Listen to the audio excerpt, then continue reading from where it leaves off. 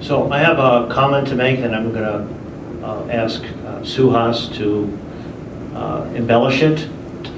In June of 1985, I was hired as a consultant to Cirrus Logic by Mike Hackworth. They did not know Suhas Patil at the time. And I went to their first brainstorming session in Monterey. I think Mark Siegel was there. I think that was July of 1985, right?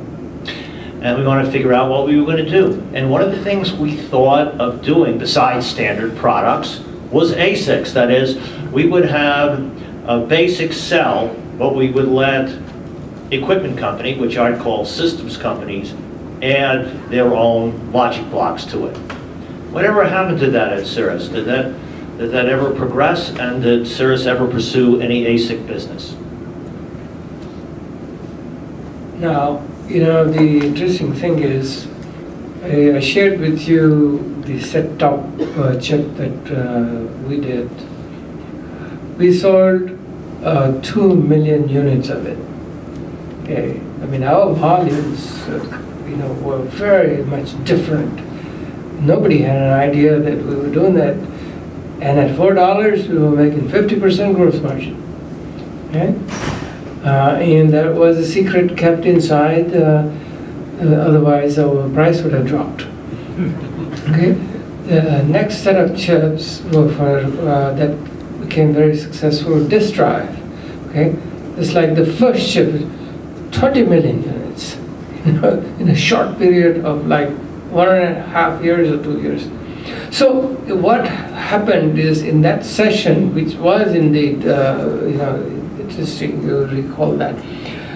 So here it is, we have a capability, some success, proof is in hand, and now exactly how we're going to do business, Hackworth and other people had come. So what we decided is that you can't even enter the door and talk with the customer unless you have something, but something, at least the, you know, the data sheet, okay? Something that they can look at and say, oh, okay, might be interesting. So that session we figured out, where the PCs were rising, what kind of chips would you like? And we had enough system knowledge.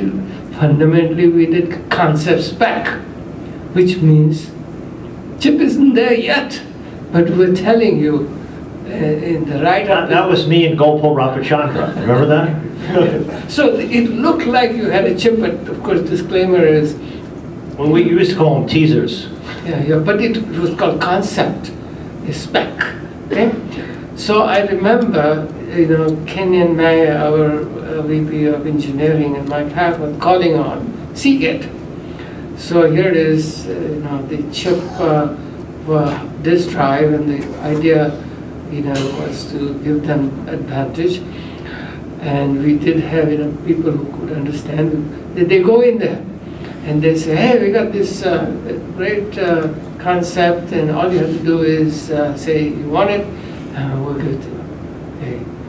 So they look at it and say, you know, this is something we need 5 years from now. Okay? This is not what we need. We want to get that board which is outside, inside the drive, you know, and it cannot take too much power. So we want a chip, you know, with not so much functionality, and we'll tell you, at least at a high level, what we want. We won't give you the design, but it must be low power enough to go in there. So what did we do? Yes, sir. Okay, came back.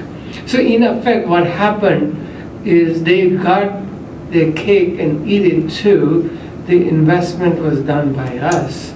Okay, and we have fortunately had this, you know, system engineers and tools that we can actually do it economically fast enough. And so instead of them adding anything, they would say, oh, you know, our next, so each generation of hard drive had their own chips, and they would come and tell you how you wanted to evolve it. And not only that, chip with the same name, Birch and Herring, were our pair of chips for that. There were 5 or 6 versions of it. So we had to take the burden of those few gates, maybe 100 or 1,000 gates. So the variations over the scheme. But that's what happened. Thank you. Nobody really did anything